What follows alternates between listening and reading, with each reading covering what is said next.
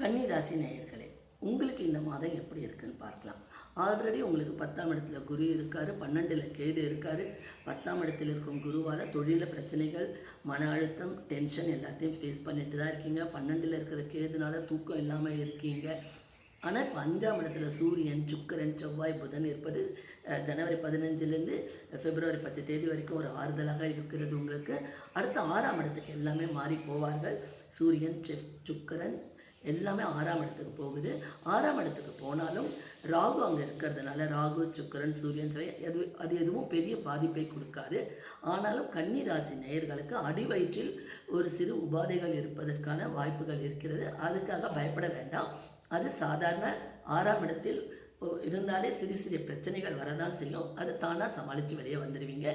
7ல் சனி இருக்காரு, அதனால் வருமானத்துக்கு குறைச்சல் இல்லை.